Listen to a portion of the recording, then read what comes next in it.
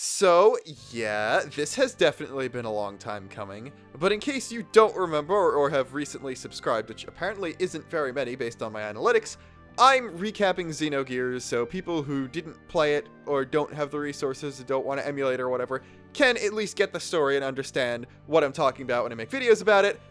This is part 3, watch parts 1 and 2. Yeah, picking up where we left off a comically long time ago. A small argument ensues where Faye tries to convince Bart that Elly's not an enemy, and Elly tries to figure out if the gang are actually the intruders.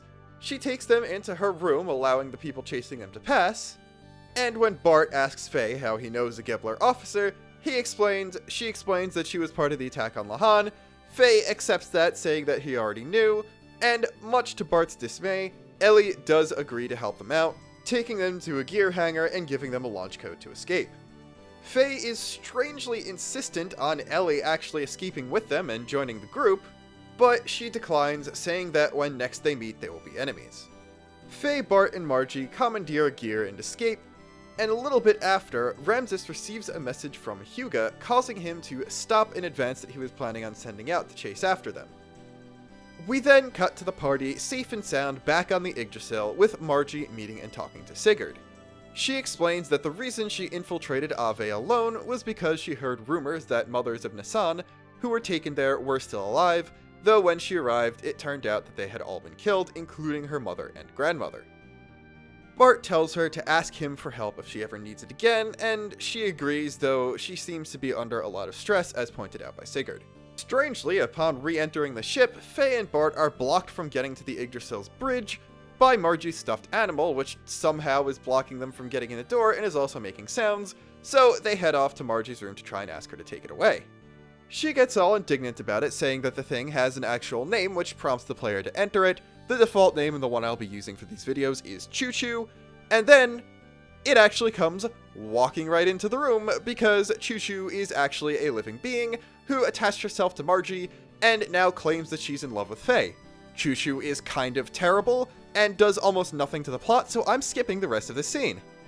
With that mistake against all that is holy out of the way, the Yggdrasil departs to bring Margie back home to Nisan. Now, keep in mind, Nisan and Aveh are on different landmasses, and the Yggdrasil is only a sand ship. It can't travel on water, but no, somehow there's a sand passage that goes underneath the floor of the strait separating the two landmasses and links to a tiny little desert on the Nisan island thing, so we take those, I guess. Satan and Sigurd are catching up, talking about the movements of Gebler, and it's revealed that the two of them not only knew each other in the past, but also Ramses and Myong. Sigurd is especially terrified of the latter, and that Satan, Sigurd, and Ramses were all members of something called the Elements at Jugend, with all of the X-elements currently being on the surface, which all but confirms some sort of link between Satan, Sigurd, and the Empire of Solaris, whether or not they're still allied being unknown.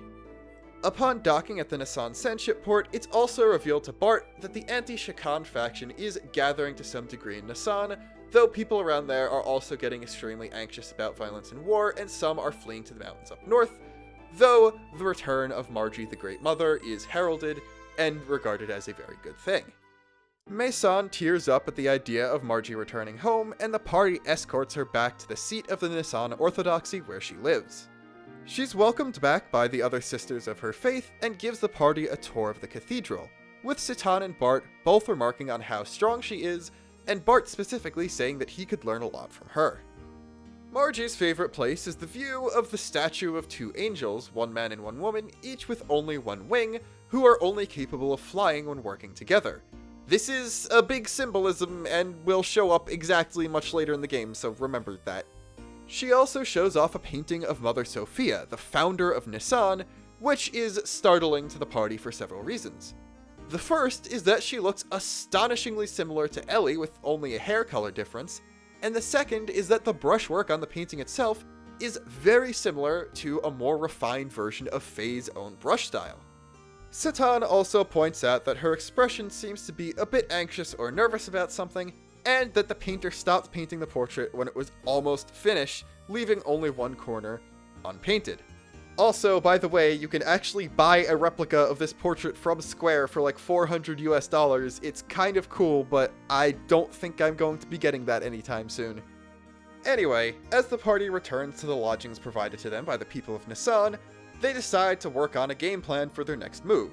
But Bart pulls Sigurd aside and asks him what the truth is about his connections to Solaris and Ramses.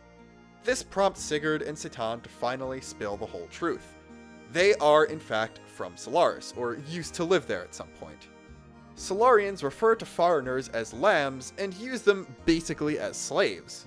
Citan and Sigurd met when they were working for the government, but they quickly grew to disapprove of its methods and soon tried to escape. Bart accepts their word that they both are trying to fight against Solaris and its practices, but does want to know more, and so asks a few more questions about Solaris and how it works, because know your enemy and all that. The Empire's capital, Etranank, is actually above the surface, separated completely from the land by some extra-dimensional forces known as gates that require a special form of transport to pass through. This is why lambs are also sometimes referred to as surface dwellers. There's a very small amount of pure-blooded Solarians, only about a quarter of the population of Aveh, but they still make their country run by kidnapping, brainwashing, and enslaving lambs, mostly for things like manual labor. Sigurd was captured from the surface a while back before Bart was even born, and then escaped Solaris after working his way up through the ranks, while Citan was born there himself, though he came from the lower ranks of the city. Charon Ramses, commander of Gebler, is also a lower-class citizen like Citan, and knew him and Sigurd back in the officers' training school known as Jugend. He did manage to advance his way all the way to the top of the Special Forces due to his extreme power and abilities, despite being a lower-ranked citizen. He recruited people of talent, regardless of origin, into the army, and at one point, Citan and Sigurd were actually allies with him because they agreed with his ideals. They got placed in high-ranking military positions by him, but that allowed them to find out the truth about the lambs. Not only were they being enslaved, but they were also being experimented on, with Sigurd actually being one of the victims. In fact, Drive, the drug used by the Gebler members who attacked the pirate stronghold, was actually developed as a result of this human experimentation. The entire Gebler force has access to it, and Faye is obviously worried about Elly, which Bart responds to by saying that he actually saw some of the drug in her room when they were in there. Nisan seems to have already known at least some of the story, and asks Faye to help Bart cope with all the revelations. Citan gives the prince some counsel, explaining that he eventually chose to leave Solaris because Ramses' new regime was not too different from the old one, just valuing skill over birth, and still treating everyone else equally poorly. He also says that it's probably not a good idea to confront Gebler head-on, because even if they beat them, they might still have to deal with Solaris, which eventually leads Bart to the idea that he should reclaim the throne of Aveh and get all that power back on his side in order to stand a chance of permanently winning the war. A planning meeting begins, in which Bart agrees that Gebler under Ramses is in fact the biggest threat here, so first they should focus on getting rid of Shakan and taking back the throne of Aveh. They decide to have Faye lead a small contingent of Gears to attack the Aveh Gebler forces on the Kislev border, as they're now under the command of Vanderkam, who has not very well adjusted to the new times in the introduction of Gears, relying solely on big naval guns, meaning that he'd be an easy enough target to be kept at bay just with a few Gears, and then the majority of the force to infiltrate, head towards the capital, and attempt to take Shakan out. The next morning, Margie wishes them luck, and they set off. It's also revealed that Bart and Margie are apparently arranged to be married. They're first cousins, by the way, so moving on. Faye joins up with General Maitreya's platoon, and you get a nice, cool CG scene of Veltal being launched out of the Yggdrasil. Citan then gets the run of the ship for a little bit, as you get some preparation time before starting the next actual story event. Bart and Sigurd have a nice little heart-to-heart about rulership, reclaiming the throne, and whether or not the kid is truly ready for this, and then the camera pans to Ramses and Myong sleeping together in the palace at Bledavik. Ramses has a nightmare about the same guy from before trashing all the Gears, but this time it's extended, showing Charon there himself with a platoon of foot soldiers unable to stop him, a powerful-looking red gear, and also Graf is there for some reason. He wakes up in a sweat and leaves the room, after which Graf himself teleports in and talks to Myong. They throw some vague threats back and forth at each other, vaguely talking about Faye before Groff vaguely teleports out. We then cut back to the bridge of the Yggdrasil, where they receive some new intel heavily implying that their diversionary tactic worked, and the main chunk of the force that was defending Vladivik has then departed to deal with the skirmish on the border. Then it's revealed that the Ginyu force was assigned to Elly as her new squadron, except they're all sexist and don't really care for her leadership or her orders at all. She boards her new gear, called a Vierge, that's apparently a newish model being distributed to Gebler officers of high talent. We then catch up with Faye's gang, who are ascending a set of cliffs. This is technically a new dungeon, but it's very short and has the exact same enemies as the Stalactite Cave, but you're also in a much more powerful Veltal than you were before, so who really cares? But anyway, at the end, they come across a Gebler gear unit outside of a cave, and Faye urges his allies to go on ahead without him while he holds them all off. Of course, this is Elly's unit. She recognizes Faye from being Faye, while the Ginyu force recognize him from the attack on the pirate hideout, and against Elly's orders, attack him in an attempt to get revenge. You then have to fight your way through the force as a series of mini-bosses. It's about the same difficulty because while you're alone, you're also in a much more upgraded gear, of course. As her men are all defeated in front of her, Elly, though she doesn't want to fight, still wants to follow her orders, and a voice in the back of her head says that the only solution is to use drive. This brings up a traumatic memory, though, of her being forced to use some and then lashing out and killing a few people, which was the bloody hallway scene we'd seen earlier. It's also revealed, though, that her father is some sort of top brass in the Solarian military or something, and that she's known for having an extraordinary level of power.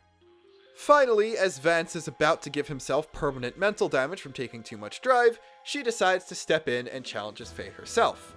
She is, at this point, under the influence of the drug, giving her a much more violent, belligerent personality who doesn't seem to have the soft spot for Faye she had before, and also her portrait changes and she's basically just making the Asuka pathetic face, like they're both redheads in mechs. I don't really know what to say, this is the same face, these are the same image.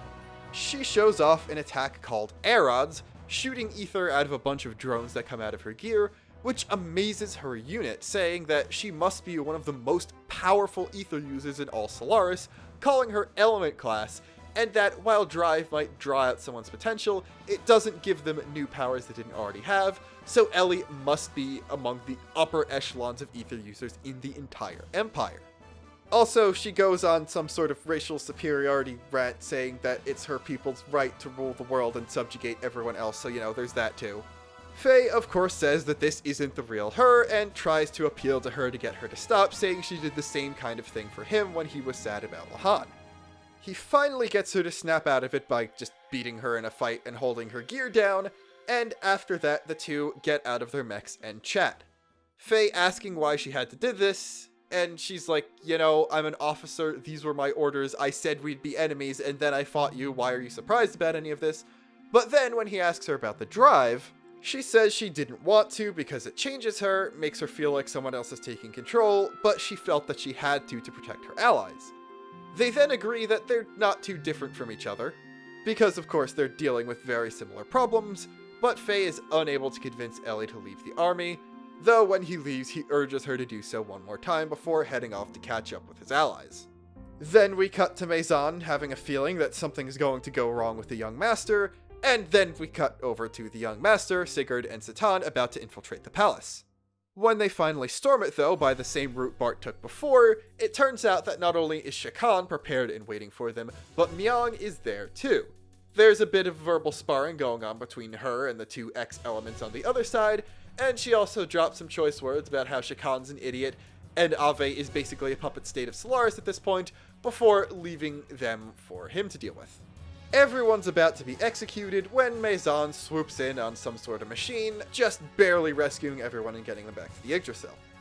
It turns out that they weren't the ones laying the bait, but the ones falling for it, and the sand ship soon launches in order to relieve the distraction force. But we then cut to Faye and Maitreya having no idea about how badly the palace invasion went, just spotting Vanderkamp's flagship.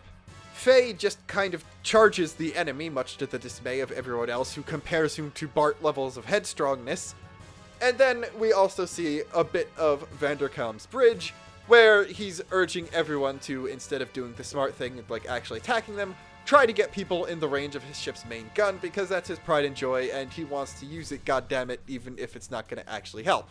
You then get an interesting sequence where you're basically moving Veltal around the screen, trying to avoid enemies and hazards that will cause damage, fighting whoever you come in contact with, as you make your way to Vanderkamp's ship. Upon reaching the Kiefeinzel, Faye very easily dismantles its main gun. With his ship out of commission, Vanderkamp calls on his last resort, a giant hulking tank-like gear with claw arms called Dora. You do get 2 generic soldiers for this fight, and that's a very good thing, because Faye actually died here on my playthrough, and even though he's the only named character and member of the final party with you, him dying doesn't give you a game over, so my generic dude actually finished the fight for me. Didn't get any EXP, Faye didn't get any EXP, but I didn't have to replay from a save point, and that's kind of all that matters. Once it's taken out of commission, Vanderkamp hears a voice in his head. Do you want the power? Grof's gear swoops in out of nowhere, once again offering the defeated admiral some sort of power, which he does accept. With an extreme amount of melodrama, Groff does something that presumably powers him up, but we don't see the result of this quite yet, because we then cut to the bridge of the Yggdrasil as they come under fire and get hit by a couple of torpedoes. We then cut to the bridge of a Gebler ship, where it's revealed that Ramses and Myong were in control of the vessel that fired them, and Ramses then reminisces, showing a flashback of him and a Sigurd with 2 eyes. It's of their last conversation before Sigurd escaped Solaris, after which Ramses brands him a traitor. Back in the present day, the commander authorizes his ship to demand surrender from the Yggdrasil, saying to use his name and don't attack anymore unless fired back on. As the Yggdrasil limps away, we cut back to Faye and friends, feeling the energy signature of the revived Dora. Maitreya and his entire detachment sacrifice themselves in order to try to buy Faye time to escape, but he's rooted to the spot under the trauma, clearly under some sort of mental duress, when he finally snaps and his vision goes red. The Yggdrasil is then shown completely surrounded and about to make its final stand. The Gebler ship then receives reports of some extremely powerful energy signature, which is revealed to be the red gear from Ramses' visions, which he refers to as him, presumably the him he thought Faye was before, which he also gives the name Demon of Elru.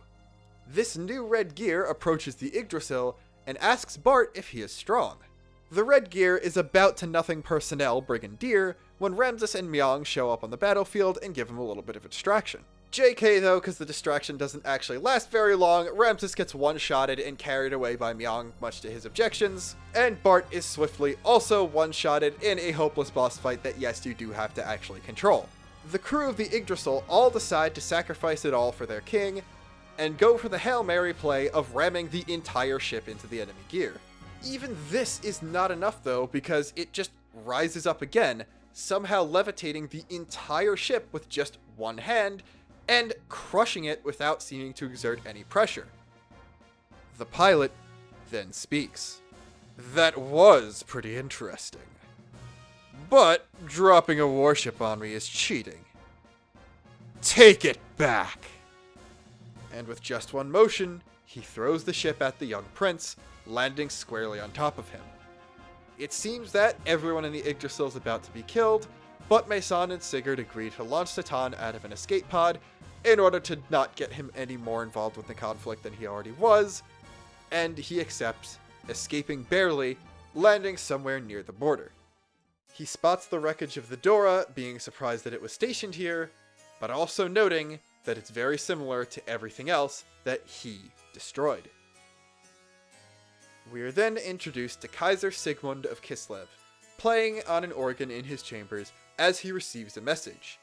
It's about a recent explosion on the border, seeming to be the result of a battleship-class slave generator going haywire, that wiped out 2/3 of the Aveh and Gebler forces in the region. It's also revealed that they recovered one gear and its unconscious pilot, implying that it's a gear that was once in Kislev possession, although its original components didn't come from the Empire. This gear also has some mysterious black boxes that make it difficult to determine all the information from it, and it's also shown that the Kaiser is aware of the prince's faction. He then meets with a masked woman who claims to be a representative of Groff, and she asks a strange request: for him to transfer the newly captured gear and pilot to a place called D-Block. Faye, meanwhile, is having another of his pendant dreams, but this one actually ends in the recollection of a scene that seems to be prior to him losing his memories. A very young, seemingly innocent version of him playing ball with a woman who may be his mother. He's gazing on the scene as if from the outside, seeing it as sort of a screen on a wall in some sort of mental expanse, while also watching a younger version of himself looking at that scene, when the menacing child he's seen before in his visions says that he shouldn't be here. Faye then awakes an unknown time later, in a bed, in a room, in a building that he's never seen before. This is gonna be hilarious, because I'm sure all of you who don't already know the story of this game are extremely angry at me right now.